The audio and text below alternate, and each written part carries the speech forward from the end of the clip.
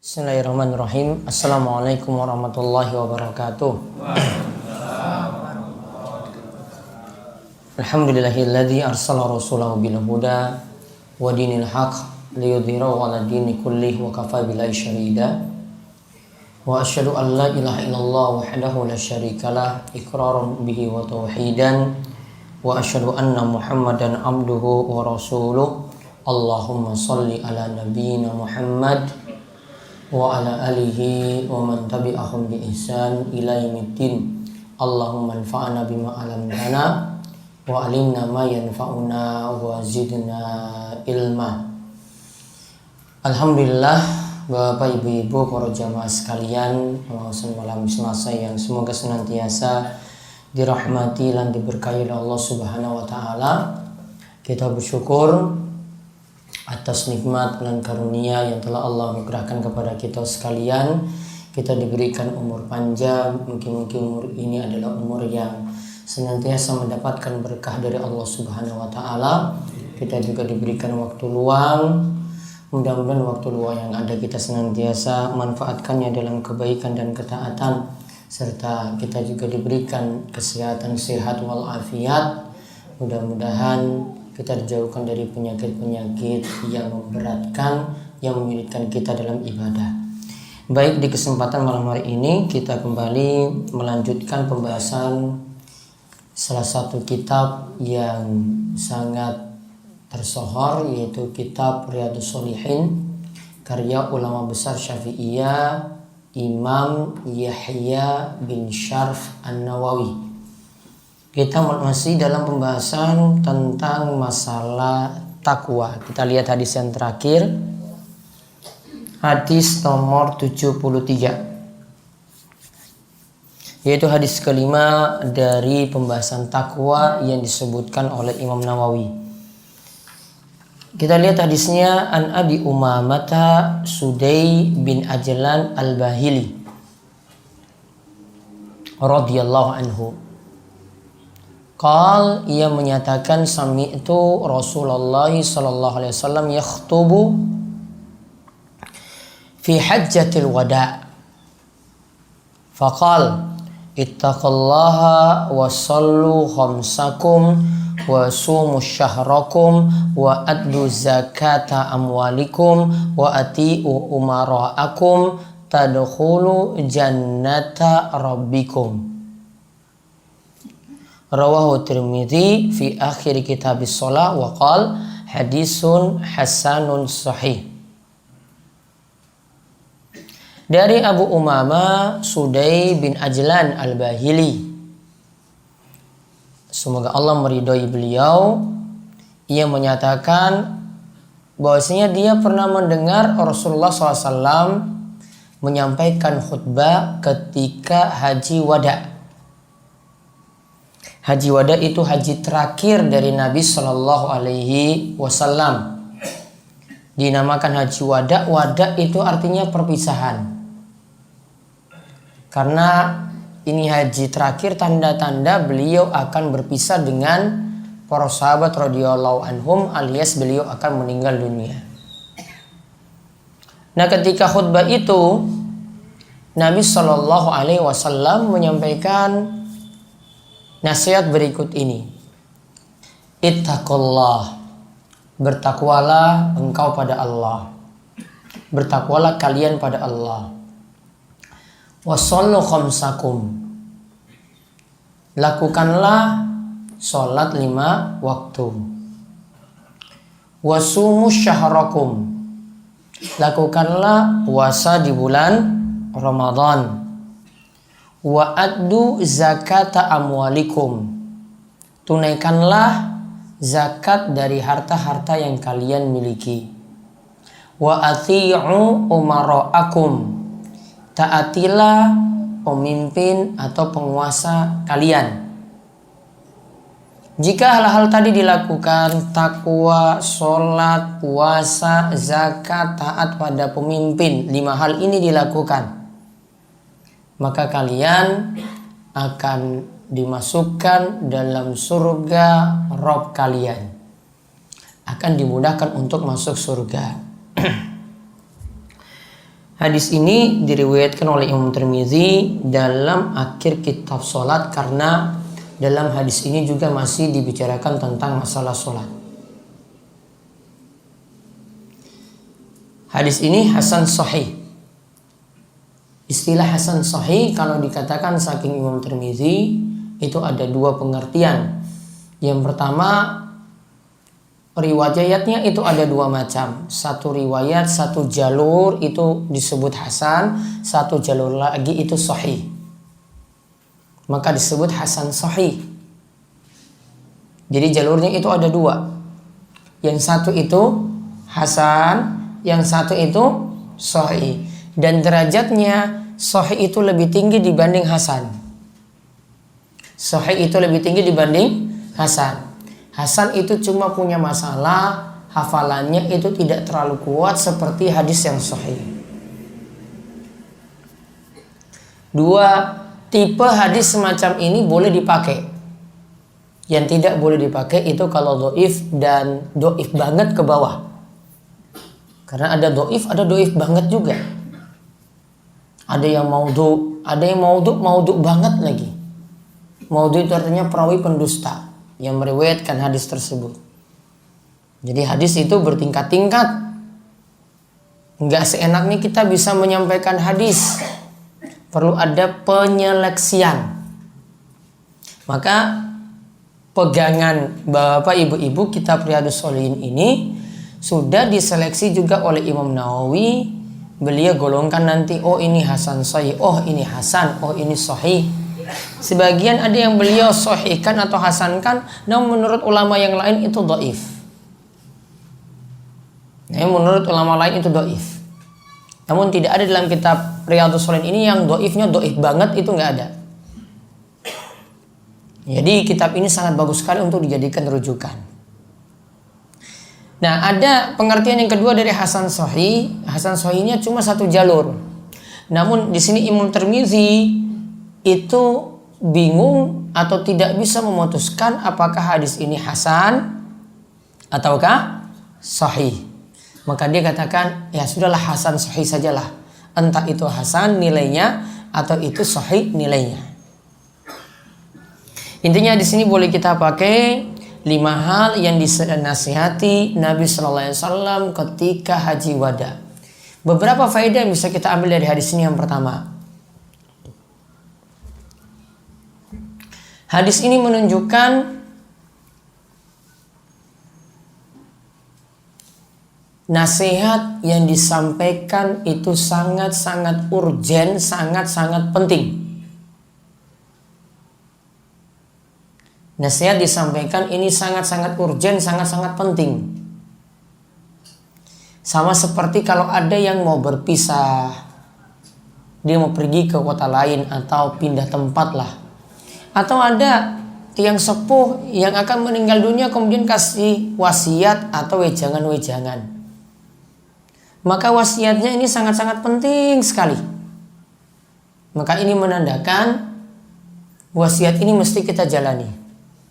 Karena ini wasiat yang terakhir atau wasiat-wasiat yang kita nilai akhir-akhir dari hidup Nabi Shallallahu Alaihi Wasallam. Berarti penting untuk dilaksanakan. Kemudian faedah lagi dari hadis ini ada 5 wasiat atau perintah dari Nabi Shallallahu Alaihi Wasallam. Yang pertama, perintah untuk bertakwa pada Allah. Yang kedua, perintah untuk menjaga sholat 5 waktu. Yang ketiga, perintah untuk berpuasa di bulan Ramadan. Yang keempat, perintah untuk membayar zakat. Yang kelima, perintah untuk taat pada pemimpin atau penguasa.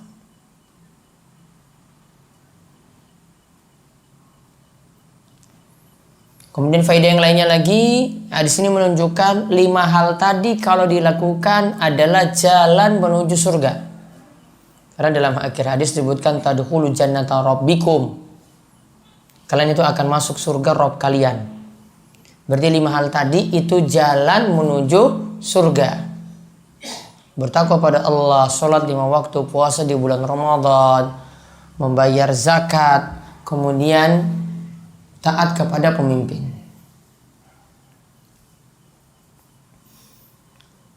Kemudian ada faedah-faedah istimewa lagi dari hadis ini.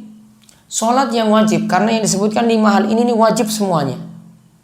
Maka sholat yang wajib dalam sehari cuma 5 waktu saja. Maka sholat yang lainnya, sholat tahiyatul masjid, sholat wudu, sholat witir, tahajud, duha, qobliyah yang masuk rawatib, ba'diyah yang masuk rawatib, semuanya masuk sunnah. Tidak masuk dalam sholat yang wajib. Yang wajib cuma 5 saja. Menurut sebagian ulama seperti itu. Yang wajib dalam sehari cuma 5 ini saja.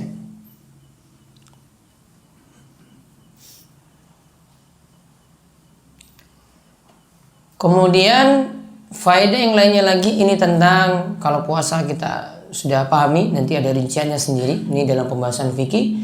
Kemudian tentang masalah zakat di sini.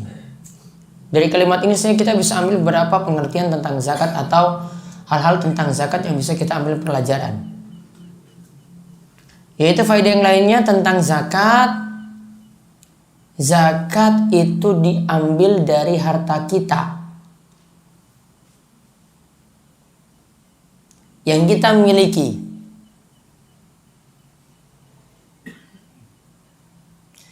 Bukan pada harta kita yang ada pada orang lain yang gak mungkin kembali.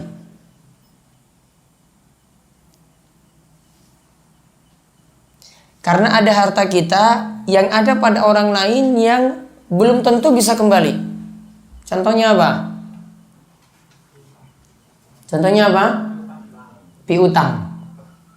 Kita punya piutang pada orang lain, orang ini sulit untuk mengembalikan utang tersebut. Maka kalau jenengan ingin hitung apakah harta ini masuk dalam hitungan zakat, tidak masuk dalam hitungan zakat. Gak usah dimasukkan. Dia pinjam 2 juta. Wong 10 tahun gak bisa kembali-kembali. Dia orang yang susah. Mau nagih juga kasihan. Maka nggak perlu dimasukkan dalam hitungan zakat. Namun ada piutang jenis kedua, piutang yang mungkin untuk kembali. Wong dia bayarnya itu lancar sekali untuk pipilanya. Tiap bulan dia cicil terus sampai tinggal 1 juta rupiah. Nah kalau seperti ini dimasukkan dalam hitungan zakat. Jadi harta yang kita hitung sebagai zakat itu adalah harta yang kita pegang dulu. Atau harta yang kita jamin bisa kembali. Piutang ada pada orang lain namun jamin bisa kembali. Kalau tidak bisa kembali gak usah masukkan dalam hitungan. Berarti ada permasalahan bagi yang sudah punya tabungan haji, sudah bayar setoran haji, itu dimasukkan nggak dalam hitungan zakat? Sekarang itu untuk setoran, untuk berangkat totalnya nanti 35 juta sekian. Setoran pertama itu nanti 25 juta. Masukkan nggak dalam hitungan? Bisa kembali nggak? Dijamin kembali nggak? Nggak. Maka tidak perlu masukkan dalam hitungan zakat. Sekali lagi tidak perlu masukkan dalam hitungan zakat. Karena zakat amwalikum, harta milik kalian. Berarti yang kita pegang uang itu nggak ada jaminan kembali. Kalaupun nanti kalau kita nggak jadi berangkat haji, nanti ada yang lain yang bisa gantikan. Kemudian faedah lagi dari hadis ini tentang masalah zakat. Zakat itu secara bahasa artinya tumbuh atau berkembang. Zakat itu secara bahasa artinya tumbuh atau berkembang. Maka sesuai dengan pengertian ini, kalau kita keluarkan zakat secara kuantitas jumlahnya berkurang. Namun secara berkah, dilihat dari berkahnya, keberkahannya itu akan bertambah dan terus bertambah. Bahkan harta yang berkurang tadi Allah bisa ganti dengan yang lebih banyak. Karena Nabi SAW mengatakan dalam hadis riwayat Muslim, "Mana qasat shadaqatun min mal." Ya namanya sedekah yaitu zakat tidaklah mengurangi harta. Ya namanya zakat tadi tidaklah mengurangi harta seseorang.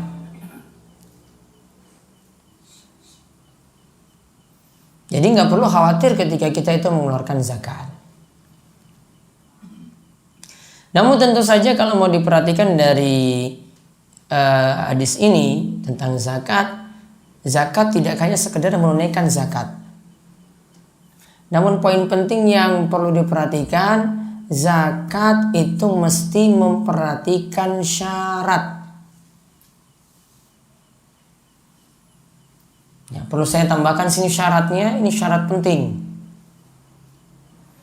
Karena kalau memenuhi syarat ini ada dua syarat penting. Memenuhi syarat ini berarti wajib untuk menunaikan zakat. Namun kalau tidak memenuhi syarat ini tidak wajib. Syarat yang pertama, syarat harta itu kena zakat telah mencapai nisab. Telah mencapai nisab. Apa itu nisab? Nisab adalah kadar minimal suatu harta terkena zakat. Kadar minimal suatu harta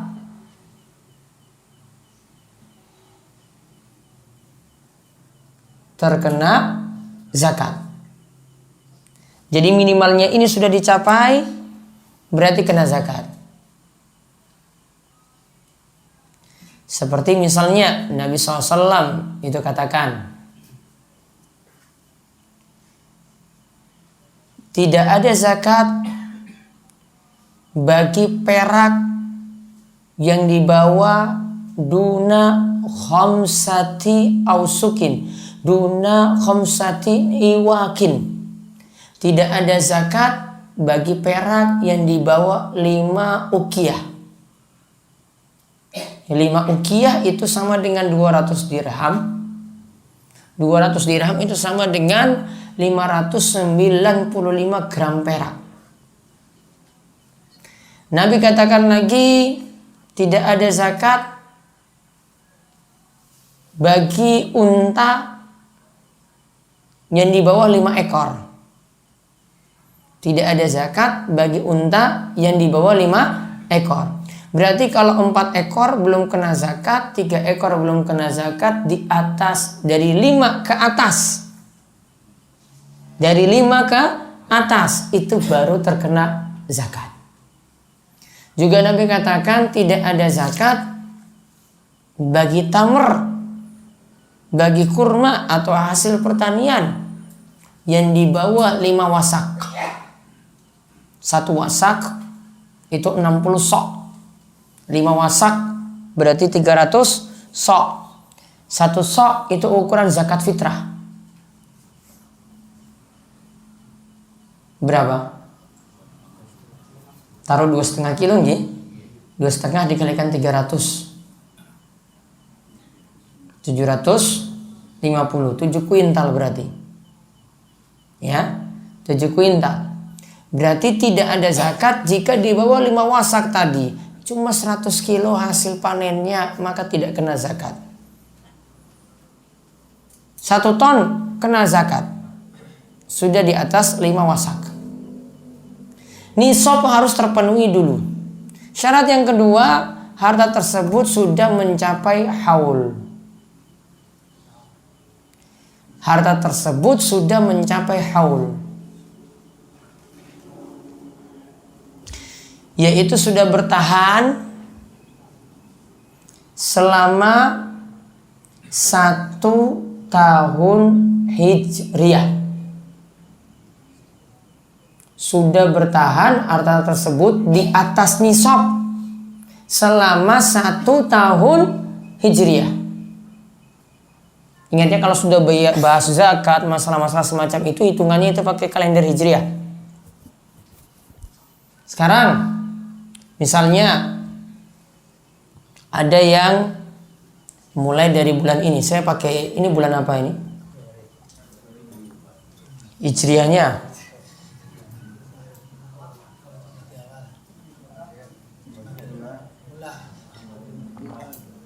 Jumadal Ula. Kalau mau disebut itu Jumadal Ula atau Jumadil Awal. Gak bisa dibalik Jumadil Ula, Jumadal Awal gak bisa. Ini aturan bahasa Arab. Ya, Jumadal Ula atau Jumadil Awal.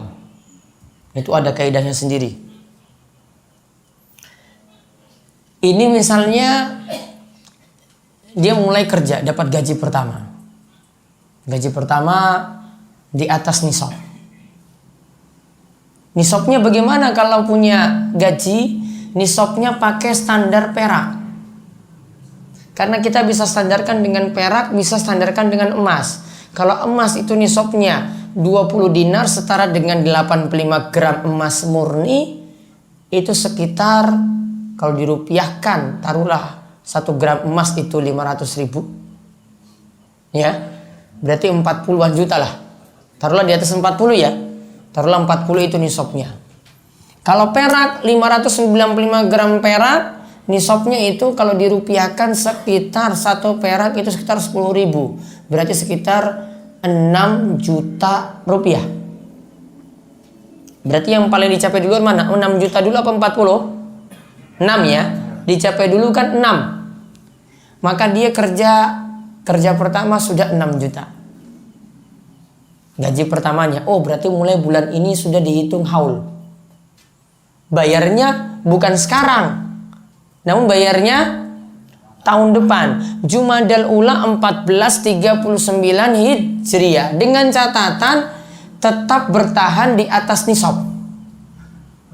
Boleh jadi tetap 6 juta terus atau nambah.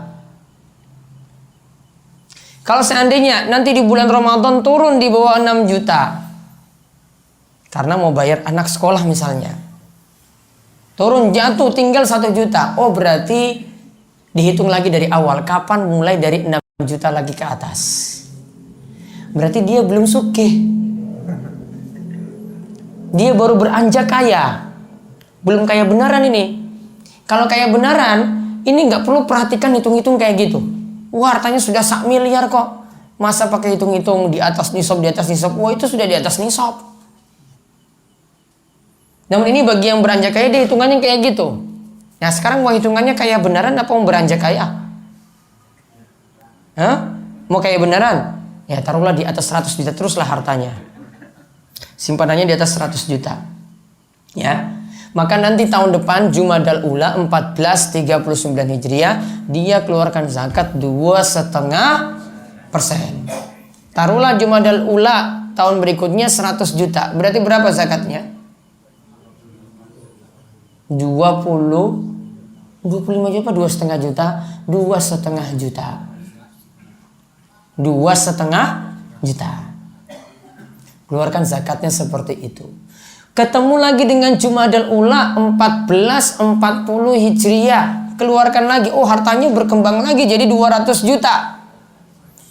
Berarti 200 juta dikalikan 2,5%. 5 juta rupiah. Ya kan? 5 juta rupiah. Seterusnya seperti itu. Setiap tahun dia keluarkan seperti tadi. Sekarang pertanyaannya, apakah boleh harta zakat tadi itu dipercepat bayar zakatnya. Sekarang Jumadal Ula. Sebelum Jumadal Ula bulan apa? Ba'da Mulud. Ya kan? Rabiul Tsani. Rabiul Tsani dia percepat, saya bayarnya sekarang aja lah. Dalam hadis, walaupun hadisnya itu dhaif, ya disebutkan juga dalam Bulughul Maram karya Ibnu Hajar, ada hadis yang menyebutkan dibolehkan zakat itu dipercepat dibayar. Yang masalah kalau lambat. Sama kalau jenengan bayar listrik atau bayar air lambat kan? Masalah kan? Nah itu masalah juga kalau bayar zakat itu lambat. Masalah. Namun kita nggak pernah peduli kalau zakat itu telat, mau tepat, mau telat, nggak peduli. Namun kalau pajak kan, kalau air, kalau listrik, wah itu kan nanti kena dendanya kan kelihatan. Kalau ini kan enggak. Namun kena dosa. Kalau telat kena dosa dan tetap bayar zakat. Taruhlah ini Jumadal Ula, habis itu Jumadal Tsani. Habis Jumadal Tsani apa? Recep ya? Ya nak? Baru masuk Ruah, Sya'ban. Nah, dia tunda 3 bulan baru dia bayar, maka kena dosa.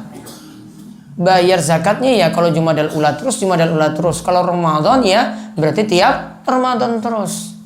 Namun boleh dipercepat. Sekarang pertanyaannya, gimana kalau kita keluarkan zakat setiap bulan? Dikenal dengan zakat apa? Profesi. Setiap bulan. Kadang dikeluarkan langsung, ya, perhitungannya kan dikeluarkan langsung, gaji sekian. Taruhlah 4 juta. Langsung dipotong 2,5% kan? Iya kan? Dipotong 2,5%. Kalau dari sisi pernyataan tadi boleh bayar zakat itu dipercepat, dimajukan, berarti masih boleh. Karena zakat boleh di awal lebih dulu kan? Oh dia bayar 1 bulan dicicil sampai 1 tahun ya sama sebenarnya hitungannya. Namun ada satu syarat yang tidak dipenuhi, yaitu kadang pembayarannya ini tidak memperhatikan nisab. Nisabnya tadi berapa? Nisabnya berapa? Nisab perak kan? 6 juta rupiah tadi. Gajinya cuma 3 juta, 4 juta, sudah dipotong 2,5%. Nggak tepat. Dan juga baiknya bukan dihitung dari gajinya, simpanannya sebenarnya lebih banyak daripada itu. Harusnya hitungannya itu punya 3 juta tadi, gaji keluar bulan ini. Namun simpanannya di tabungan itu ada 40 juta. Harusnya hitungannya itu 40 juta plus 3 juta dikalikan 2,5%.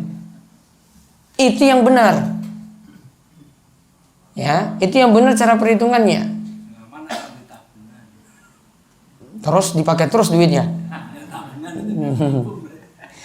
Ya, jadi kalau punya tabungan, maka tabungannya ditambah dengan yang gajinya tadi. Maka kalau dia bayar setiap bulan nggak masalah, karena sudah di atas nih nisab. Nanti hitungannya dengan akhir tahun sama, karena istilahnya dia cicil, bayarnya dia cicil seperti itu. Namun sekali lagi hitungannya tadi, seluruh yang namanya simpanan berupa uang dia tambahkan juga dengan gaji yang baru keluar. Dia tambahkan seperti itu. Atau baiknya tunda, dikumpul 1 tahun karena keperluannya kan banyak. Karena 1 bulan 3 juta gajinya habis. Simpanannya juga tadi berkurang. Tinggal hitung di akhir tahun sisa dari tabungannya itu berapa, simpanannya berapa. Itu yang dikalikan 2,5%. Itu lebih aman. Dan tidak perlu khawatir untuk membelanjakan tabungan atau simpanan yang ada tadi. Jadi 2 syarat penting di sini untuk zakat. Yang pertama tadi apa? Nisab. Ingat kalau untuk uang di sini, karena rata-rata punya uang saya di sini. Ya. Itu nisabnya di atas 6 juta rupiah. Pokoknya simpanan jenengan di tabungan itu berapa? Zakat profesi.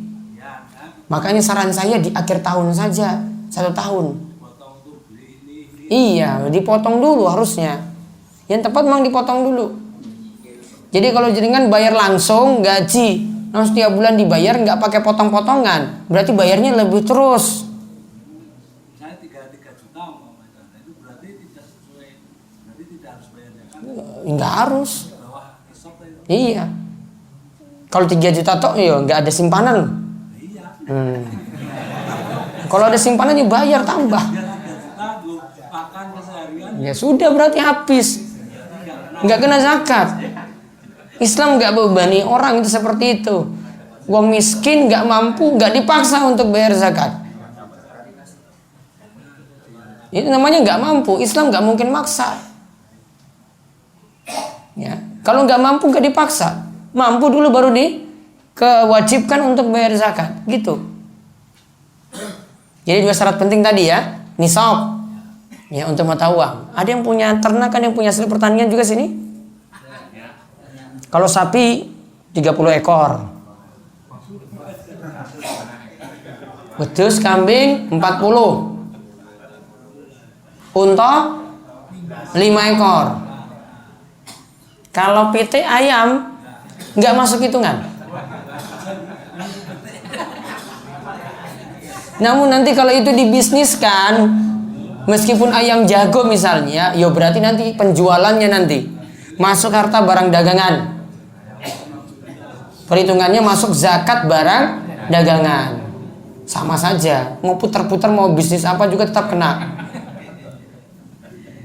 Nggak bisa ngakal-ngakali loh. Kalau hasil pertanian tadi di atas 7 kuintal padi. Ya, ini di luar dari gabahnya. Jadi gabahnya sudah bersih. Itu berapa ditimbang? Jadi beras berapa? Nah, dikeluarkan zakatnya. Kalau cuma pakai tanda hujan 10%. Namun kalau pakai irigasi ada biaya 5%. Di sini tidak pakai potong-potongan, ini dikurangi dengan biaya ini, biaya itu. Pokoknya hasilnya berapa, hasil taninya itu berapa, hasil panennya berapa, dikalikan 10% atau 5%. Itu setiap kali panen.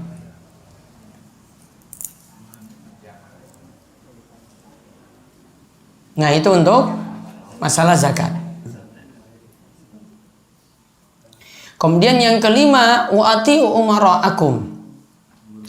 Dan taatilah pemimpin kalian atau penguasa. Maka hadis ini menunjukkan perintah untuk wajib taat pada pemimpin. Sebenarnya nanti ada bab sendiri yang akan dijelaskan oleh Imam Nawawi di sini dalam Riyadhus Shalihin. Kesimpulannya kalau digabungkan dengan hadis-hadis yang lainnya, ketaatan yang ada ini hanya dalam perkara yang bukan maksiat. Contoh, lampu merah wajib ditaati atau tidak? Dalilnya ada atau enggak? Dalil khusus enggak ada. Dalil umum ini, wa atiu umara'akum. Kalau polisi itu ngaji, itu pakai dalil ini saya sudah pada ngerti.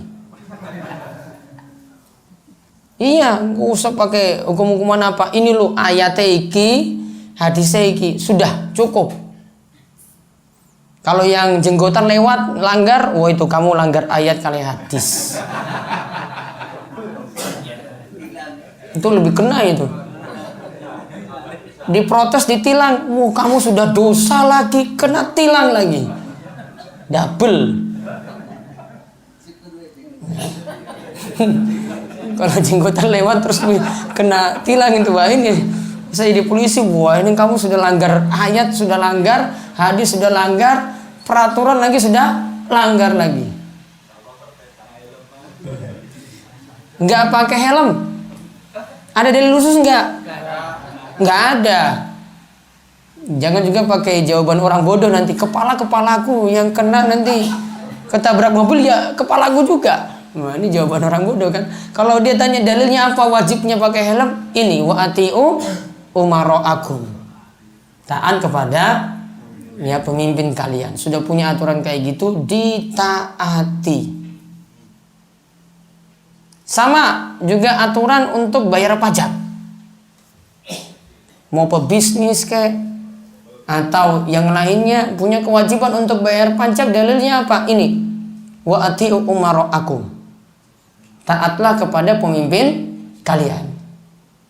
Bahkan dalam hadis yang lainnya disebutkan dengarlah dan taat kepada pemimpin kalian walaupun ukhiza maluka wa duriba zahruka, walaupun punggung kalian itu dipukul, harta kalian itu dirampas, tetap fasma wa ati, tetap dengar dan taat. Jadi kalau ada yang katakan pajak itu wajib nggak dibayar, wajib dibayar, nggak boleh ngakal-ngakali juga. Karena sebagian pebisnis ingin memperkecil pajaknya, jadi dia buat hitungan-hitungan untuk memanipulasi hitungan pajak. Nggak boleh, wajib untuk taat kepada pemimpin. Walaupun dari sisi untuk pekerjaan pajak ada sendiri masalahnya, namun sekarang kita sebagai rakyat punya kewajiban nggak untuk membayar pajak tadi? Jawabannya punya kewajiban untuk membayar pajak. Ini dalilnya. Nah, keutamaan yang kalau 5 hal tadi dilakukan, tadkhulu jannata rabbikum, kalian akan masuk ke dalam surga Rabb kalian. Namun pengertian masuk surga di sini ada 2 pengertian. Ini mau menafsirkan ayat atau hadis-hadis. Kalau dikatakan masuk surga ada 2 pengertian. Yang pertama, masuk surganya langsung, bighairi hisabin wala adab, tanpa hisab, tanpa siksa, langsung masuk surga. Kemudian yang kedua, masuk surganya tetap masuk surga, namun mampir dulu di neraka. Yang penting ujung-ujungnya masuk surga. Setiap ayat Al-Quran dan hadis dipahami seperti itu. Jadi kalau ada yang tanya, wah orang itu rajin sholat, rajin puasa, rajin bayar zakat, tapi mabuk, apakah dia akan masuk surga juga? Jawabannya iya. Namun atas kehendak Allah, Allah nanti bisa menyiksa dirinya karena dia berbuat dosa. Jadi tetap bisa masuk surga. Namun atas kehendak Allah, Allah bisa menyiksa dirinya. Tergantung kehendak Allah juga. Yang jelas, yang menghalangi, faktor yang paling besar yang menghalangi masuk surga cuma satu. Kalau ini dilakukan, maka masuk surga secara mutlak tidak ada. Yaitu ketika seorang itu berbuat kekafiran dan kesyirikan.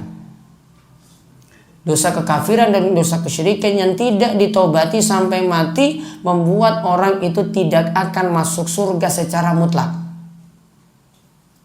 Karena Allah itu berfirman, innallaha la yaghfiru ayyushraka bi wa yaghfiru ma duna dzalika liman yasha. Allah itu tidak akan mengampuni dosa syirik yang dibawa mati. Ini ada kalimat tambahannya, yang dibawa mati. Berarti kalau dosa syiriknya sudah bertobat ketika hidup, dimaafkan. Namun kalau tidak bertobat, dibawa sampai mati, Allah tidak akan mengampuninya. Dan Allah masih mengampuni dosa yang berada di bawah kesyirikan. Jadi dosa yang di bawah kesyirikan termasuk di sini dosa-dosa besar. Ada yang mabuk, ada yang selingkuh, ada yang korupsi, ada yang melakukan dosa-dosa besar yang lainnya. Berbohong. Syirik tingkatannya lebih tinggi. Kalau syirik dilakukan, maka secara mutlak tidak masuk surga. Namun kalau yang dilakukan itu korupsi, berzina, selingkuh, mabuk, membunuh orang, dia masih tahta masyiatillah, masih di bawah atas kehendak Allah Subhanahu wa taala. Kalau Allah menghendaki, Allah bisa masukkan dia dalam surga langsung. Kalau Allah menghendaki, Allah menyiksa dirinya. Jadi tergantung pada kehendak Allah. Berarti kita dapat ambil pelajaran juga, dosa itu bertingkat-tingkat. Ada dosa syirik, ada dosa yang di bawah syirik, ada dosa yang sejajar syirik, yaitu kekafiran. Ada dosa yang di bawah itu. Maka prioritaskan kalau mau ngajari orang, ingin ingatkan orang, ini yang dosa yang paling parah dulu, yaitu dosa apa? Syirik. Ini dulu, ini lebih penting. Karena kalau ini tidak diingatkan, walaupun suruh dia sholat, walaupun suruh dia puasa, tidak diterima sholat dan puasanya. Karena syiriknya belum dia menyesalinya, belum dia bertobat dari dosa tersebut. Skala prioritas. Maka kalau mau dibanding-bandingkan koruptor dengan orang kafir, mana yang lebih parah? Koruptor dengan orang kafir? Ya orang kafir. Kita bicara mana yang lebih parah, bukan berarti kita setuju dengan koruptor. Pahami baik-baik. Mana yang lebih parah? Ya. Orang kafir ataukah koruptor? Ya orang kafir tapi lebih parah. Dia durhaka pada Allah. Kalau koruptor dia rugikan manusia. Namun ini dia durhaka pada Allah langsung. Jelas berbeda. Maka harusnya ya yang di demo itu orang yang berbuat syirik. Iya nah? Di demo besar-besaran itu orang yang berbuat syirik. Wah, ini sudah berbuat syirik, durhaka pada Allah. Bukan ya mau dibanding-bandingkan nih, bukan saya setujui korupsi, bukan. Ya dibanding dengan demo untuk korupsi tadi. Harusnya yang lebih digalakan tadi. Wah, syirik ini harus dibasmi. Mau tambah lagi dengan korupsi nggak apa-apa. Namun syirik itu yang harus ditekankan. Karena ini yang lebih parah. Jadi ada skala prioritas ini yang harus dilihat. Kalau kita lihat skala prioritas ini juga, nanti mengingkarinya juga butuh prioritas. Ada yang lakukan amalan tidak ada tuntunan, namun dia pakai jimat, dia ikut ritual pesugihan. Namun ada amalan yang dia lakukan yang tidak ada tuntunan. Mana yang dilarang terlebih dahulu? Syiriknya atau amalan yang tidak ada tuntunan? Syiriknya. Jimatnya dulu diingatkan. Yang biasanya datang ke petilasan-petilasan, tempat-tempat pesugihan itu juga diingatkan. Bukan yang kedua ini. Yang kedua ini iya nanti. Namun ada skala prioritas. Bertahap. Oh ini dulu ini kayak bahaya sekali. Ini simbah saya sudah turun-temurun, ini sulit dihilangkan. Saya ingatkan dulu ini pelan-pelan. Gak apalah dia amalan itu. Amalan ini mungkin kita bisa undur belakangan setelah dia dapat hidayah ini, mudah-mudahan itu juga bisa dia tinggalkan. Ada skala prioritas. Jadi kita ulang tadi tentang masuk surga. Ada dua macam ya. Yang pertama masuk surga secara langsung bighairi hisabin wala azab, tanpa dihisab, tanpa disiksa. Ini ada hadis khusus yang membicarakan 70.000 orang yang masuk surga tanpa hisab dan tanpa siksa. Sifatnya apa? Paling inti tawakalnya penuh pada Allah Subhanahu wa taala. Paling intinya kuncinya itu tawakalnya penuh pada Allah. Kemudian ada tadi masuk surga yang terlebih dahulu disiksa, namun ujung-ujungnya tetap masuk surga. Ini dengan catatan dosanya bukan dosa syirik atau kekafiran. Ini dengan catatan dosanya bukan dosa syirik atau kekafiran. Kalau dosa syirik atau kekafiran harus bertobat dulu di dunia. Kalau dia bawa sampai mati, tidak akan masuk surga secara mutlak. Wallahu a'lam bishawab. Ini hadis tentang khutbatul wada, khutbah Nabi Shallallahu Alaihi Wasallam yang terakhir. Berarti tahun berapa Hijriah itu? Nabi meninggal tahun berapa? Pak Nasir? 11 apa 12? Apa 13? 13 berarti 1 tahun sebelumnya. Wow, 1 tahun sebelumnya dari meninggalnya itu. Wallahu a'lam bishawab.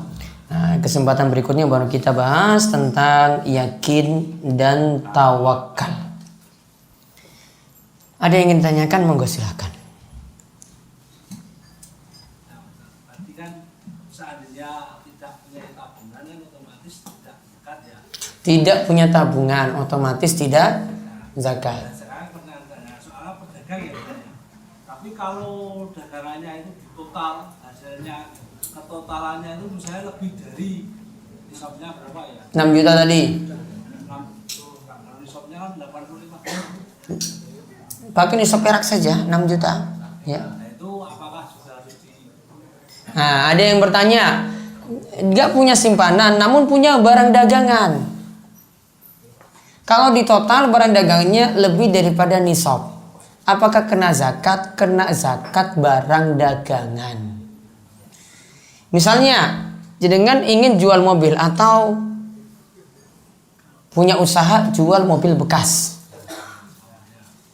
Nah, ini ada 10 mobil punya. Deretan 10 mobil. Di total semuanya 1 miliar. Tabungan nggak punya. Dan itu datang berulang kali. Terus datang satu mobil ini laku. Datang lagi mobil yang baru. Ya. Kemudian ini laku lagi datang mobil yang baru. Bisnis ini bertahan selama 1 tahun.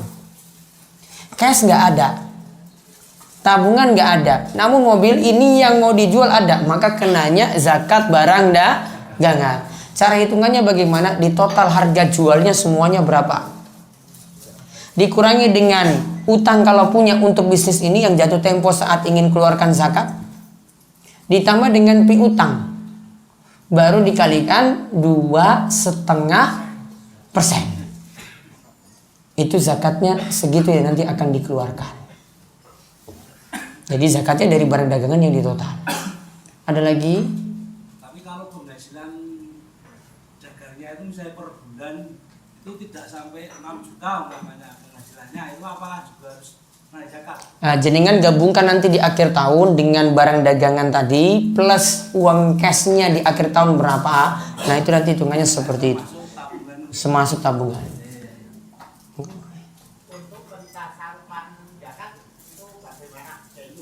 Pentasarufan zakat nanti jenengan lihat surat At-Taubah ayat 60. Innamas shadaqatu lil fuqara wal masakin dan seterusnya disalurkan pada 8 asnaf. Fakir, miskin, mu'allafatu qulubuhum, orang yang ingin dilembutkan hatinya, wa amilina 'alaiha, amil zakat. Yang kelima, orang yang terlilit utang. Yang ketujuh, budak yang ingin dibebaskan. Ya maaf, yang keenam ya. Yang keenam, budak yang ingin dibebaskan. Kemudian yang ketujuh, fisabilillah, untuk di jalan Allah. Di jalan Allah ini maksudnya untuk jihad. Yang kedelapan, ibnu sabil, untuk musafir yang terputus perjalanan. Dalilnya tadi apa? Surat At-Taubah ayat 60. Dilihat di situ. 8 ini. Maka yang masuk fakir miskin maka nanti disalurkan. Ya, pokoknya 8 ini terbatas. Terbatas 8 ini tidak boleh disalurkan lebih daripada 8 ini. Kalau cuma dapati 1 orang saja dari 8 ini, salurkan pada 1 orang itu. Gak mesti cari 8-8-nya. Boleh cuma 1 golongan saja. Namun nanti hati-hati, ada beberapa yang tidak tepat untuk penyaluran. Misalnya zakat untuk pembangunan masjid. Tidak ada dari 8 ini. Kemudian zakat untuk kiai. Kiainya itu sugih. Nggak ada dari 8 ini. Ya, 8 ini nggak ada. Ya, sebagian warga itu ada yang masih nganggap seperti ini, ada kiai yang ditokohkan pokoknya zakat, bahkan zakat fitrah, zakat mal semuanya ditumpuk di rumahnya. Nggak tahu dipakai untuk apa, nggak tepat. Apalagi dia sudah kaya dengan hartanya yang dia miliki, masih juga dapat seperti itu. Nggak pantas mendapat zakat. Ya, jadi 8 ini. Ada lagi?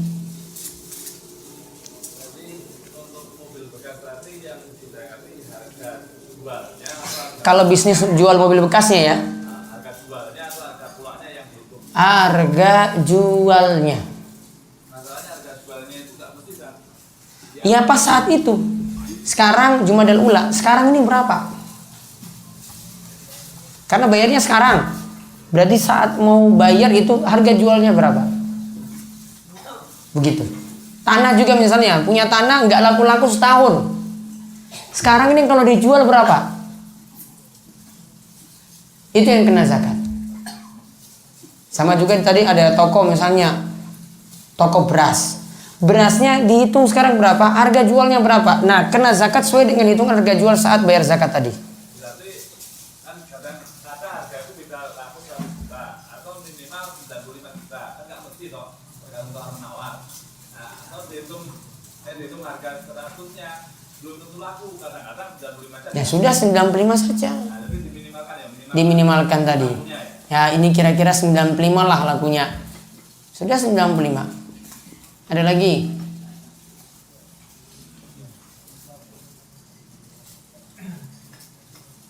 Kaitannya dengan perintah menjaga sholat lima waktu itu dan wajib Pak ya. Terus yang sholat sunnah itu apakah ada dalilnya? Sholat sunnah itu bisa menyempurnakan sholat wajib? Ada dalilnya, sholat sunnah itu bisa menyempurnakan sholat wajib. Ini dalilnya ketika Nabi SAW menyatakan tentang hisab yang ada di dalam kubur. Ketika itu ke saat ingin dihisab, dilihat dulu sholat wajibnya. Kalau sholat wajibnya ada, maka amalan lainnya akan diperhitungkan. Namun kalau sholat wajib tidak ada, maka amalan yang lainnya tidak diperhitungkan. Ada di situ amalan sholat wajib, namun ada yang cacat, ada yang kurang, ada yang masalah. Maka Nabi SAW katakan, Allah perintahkan lihat pada sholat sunnahnya. Sholat sunnahnya tutupi yang kurang-kurang tadi yang ada pada sholat wajib. Berarti kesimpulannya sholat sunnah itu menutupi kekurangan yang ada pada sholat wajib. Sifatnya menyempurnakan. Itu dalilnya. Ada lagi? Ya, belakang.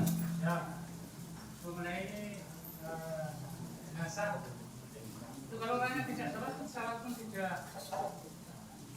Kalau orang yang meninggal itu tidak sholat, apakah jenazahnya disolatkan ataukah tidak? Kira-kira jenengan sebagai Pak Rois nggak sholatkan, bagaimana yang terjadi di masyarakat? Ya, masalah nggak? Jenengan jadi Pak Rois, Pak Kaum, nggak nyolatkan, dicopot nggak? Nggak bisa dipraktekkan, Pak. Jenengan punya tataran teori, ada tataran praktek. Teori dan praktek beda. Ya, teori dan prakteknya beda. Teorinya orang yang meninggalkan sholat kafir, namun nggak bisa diterapkan seperti itu di tengah masyarakat kita. Jadi tetap sholatkan. Apalagi jadi Pak Rois, Pak Kaum, tetap sholatkan. Kaitannya dengan hadrat. Itu kalau ada kematian itu kan disetelkan murotal Al-Quran. Itu gimana itu bisa enggak? Dan kalau disetelkan atau dibunyikan itu didengar gimana ya? Ya, tradisi masyarakat saya mau larang juga ya tetap kayak gitu terjadinya. Iya. Oh ya, jalan dulu. Ya, asalnya ya tidak seperti itu tuntunannya. Ya, asalnya tidak seperti itu, tidak putar murotal seperti tadi kalau ada seripa, ada kematian. Kaitannya dengan derajat hadis tadi yang dhaif dan yang hasan sahih itu. Apakah kita tetap diperbolehkan menggunakan hadis yang dhaif? Baik, ada pertanyaan. Tadi kan hadis ada yang sahih, ada yang hasan, ada yang dhaif. Apakah dibolehkan kita memakai hadis yang dhaif? Boleh dengan catatan. Seperti Imam Nawawi di sini kalau pakai, seperti Syekh Muhammad bin Abdul Wahab dalam kitab Tauhid atau ulama-ulama yang lainnya, mereka kadang masukkan hadis dhaif. Namun hadis dhaif ini punya tujuan untuk sekedar menyemangati. Namun hadis sahihnya ada di atasnya. Jadi ada hadis sahih, hadis dhaif cuma nambah-nambah saja.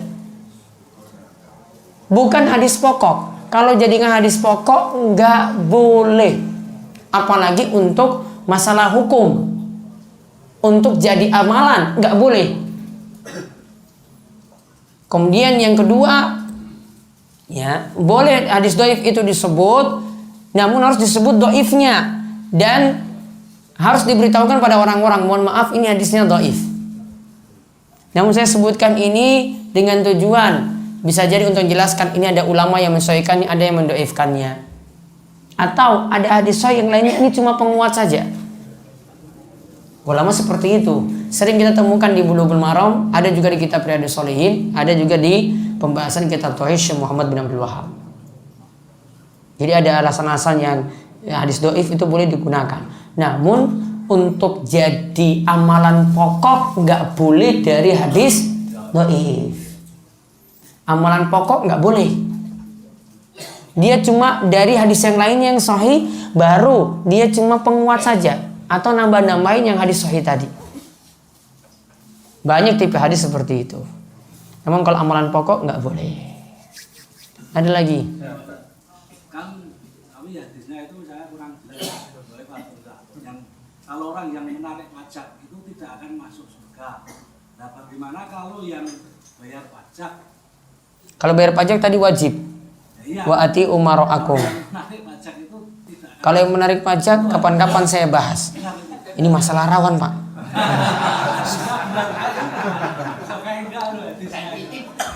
Sensitif, gak usah dibahas. Saya punya motor satu, punya motor tiga, Punya motor 3, mobil satu. mobil 1. Itu dizakati semuanya enggak, Pak? Apa dizakati semua enggak? Semuanya dipakai enggak?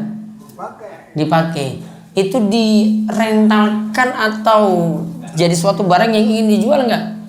Enggak, pakai pribadi. Maka ada hadis yang sebutkan tidak ada zakat untuk hewan tunggangan, tidak ada zakat untuk kuda, tidak ada zakat untuk rumah. Karena cuma pakai pribadi. Beda tadi ada mobil bekas jadi barang dagangan, ada mobil rental, berarti dari bisnis rentalnya nanti yang baru ada zakat. Sama tadi. Bagus kan? Bagus kan betul? Tidak jadi. Terakhir. Ini mau tanya masalah mujahadah dan mujahadahan itu loh Pak. Artinya di dalam hadis ada enggak? Apa bentuknya Pak? Mujahadah. Iya bentuknya apa? Ya, Mujahadah yang jenengan maksudkan apa? artinya gitu loh dalam hadis ada enggak? Mujahadah itu artinya bersungguh-sungguh gitu. Kemudian yang Jumatan di jalan itu boleh enggak tuh Pak? Waktu ada di TV itu kan ada. Ada fatwa MUI itu boleh kan? Fatwa MUI boleh kan? Masa saya mau melanggar MUI saya bilang nggak boleh? MUI sudah boleh kan? Tadi apa mujahadah maksudnya bentuknya gimana Pak? Amalan atau apa itu? Amalannya bagaimana? Mujahadah kan untuk mendikir sama Allah gitu loh. Iya bentuknya apa? Isinya itu loh, ritualnya. Ritualnya kalau setelah apa itu, setelah sholat terus mujahadah sendiri atau dengan teman-temannya itu boleh nggak itu? Baca surat atau membaca zikir atau apa amalannya? Amalannya? Iya isi amalannya apa? Fatikahan. Fatihah 1000 kali boleh nggak? Nah itu masalahnya di situ berarti. Rata-rata zikir dari Nabi SAW itu paling maksimal 100. Coba jenengan lihat di zikir pagi, petang, zikir bar sholat, itu rata-rata 100 semuanya. Tidak pernah kita temukan lebih daripada 100. Sampai 1000 itu jarang sekali. Mungkin saya lihat nggak ada dalam hadis-hadis Nabi SAW. Kalau ganjarannya 1000, ganjarannya itu 1 juta, itu ada. Namun kalau prakteknya baca Al-Fatihah 1000 kali, baca zikir ini 1000 kali, baca surat ini 1000 kali, nggak pernah. Ya, jadi ya mau la ilaha tinggal pakai hitungan. Ya semampunya itu berapa kali, mau sampai lebih daripada 1000 juga boleh. Namun kan tadi ini ketentuan, ada ketentuan. Yang pakai ketentuan seperti tadi itu tidak ada sampai 1000. Nah itu saja yang saya kritik untuk amalan tersebut. Baik, itu saja, mudah-mudahan bermanfaat dan para jamaah sekalian terus senantiasa diberikan kesehatan oleh Allah Subhanahu wa taala, dipanjangkan umur dalam kebaikan dan kita senantiasa diberikan keistiqomahan. Nah, untuk pengawasan di Seronggo besok saya izin dulu karena ada acara di rumah ya, sehingga tidak bisa hadir untuk pengawasan di Seronggo untuk esok hari saja. Demikian kita tutup kalian doa kafaratul majelis. Subhanakallahumma bihamdika asyhadu an la ilaha illa anta astaghfiruka wa atubu ilaik. Assalamualaikum warahmatullahi wabarakatuh.